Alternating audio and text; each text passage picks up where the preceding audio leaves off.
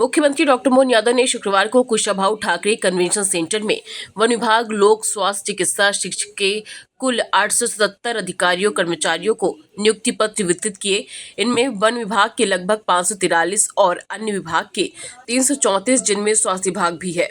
यह सब MPPSC से चयनित है। मध्य प्रदेश कर्मचारी मंडल द्वारा वर्ष 2022 और 23 में और 2021 के भी कुछ चयनित अधिकारी और कर्मचारी हैं। नियुक्ति के बाद इन सभी को जरूरत के अनुसार 18 महीने की ट्रेनिंग दी जाएगी। कार्यक्रम में उप मुख्यमंत्री राजेंद्र शुक्ल, मंत्री नरेंद्र शिवाजी पटेल सहित विभाग के अधिकारी कर्मचारी मौजूद रहे। इस अवसर पर सीएम ने सभी चयनित कर्मचारी और अधिकारियों को शुभकामनाएं दी और कहा कि यह वर्ष उद्योग और रोजगार वर्ष है। हम अपने प्रदेश में विकास के निरंतर कदम बढ़ा रहे हैं। आज यहाँ हमारे अपने वन एवं स्वास्थ्य विभाग के द्वारा लगभग 877 अलग अलग युवाओं को विभिन्न अलग अलग दायित्वों के साथ, जिसमें वन विभाग के 543 पद, स्वास्थ्य विभाग के 334 पद, वन विभाग में 76 वन क्षेत्रपाल, 467 वन रक्षक और इसमें 55 बहनें भी हैं। इसी के साथ साथ हेल्थ डिपार्टमेंट के नवनियुक्त 75 एनेस्थीसिया विशेषज्ञ, 62 सर्जन, 106 शिशु रोग विशेषज्ञ, 91 नर्सिंग ऑफिसर्स और नर्सिंग ऑफिसर के 14,410 पद हैं। इसमें से 12,470 की भर्ती हमने की है।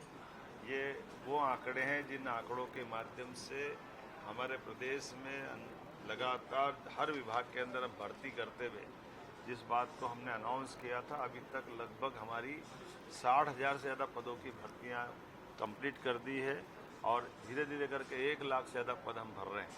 कुल मिलाकर के ये सरकारी पद हैं।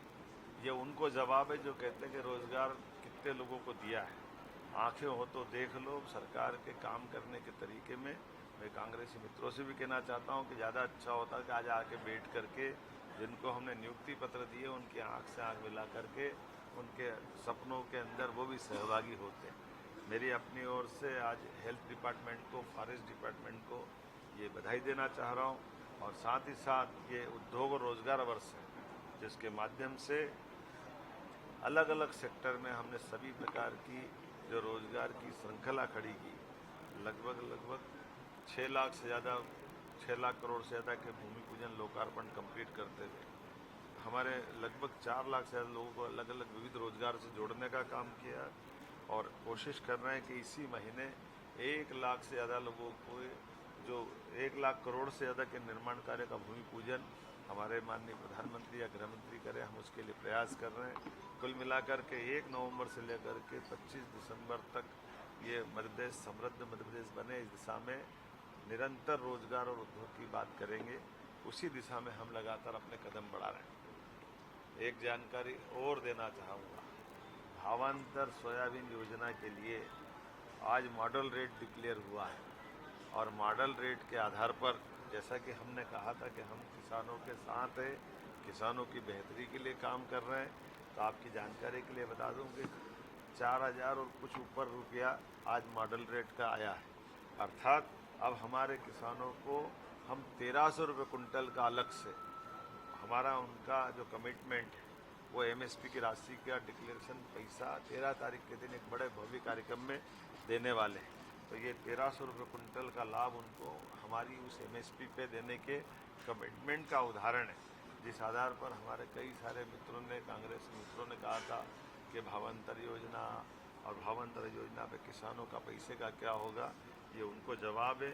हमारी सरकार सभी प्रकार की ऐसी जनहितैषी कल्याणकारी योजनाओं में धन की कोई कमी भी नहीं आने देगी और जिनका जो हक है उसको वो चीज़ दिला के मान रही है। आइए बदलते दौर में माननीय प्रधानमंत्री जी के नेतृत्व में सशक्त मध्य प्रदेश की ओर बढ़े, सशक्त भारत के नेतृत्व में सशक्त और समर्थ मध्य प्रदेश आगे बढ़े। मेरी अपनी ओर से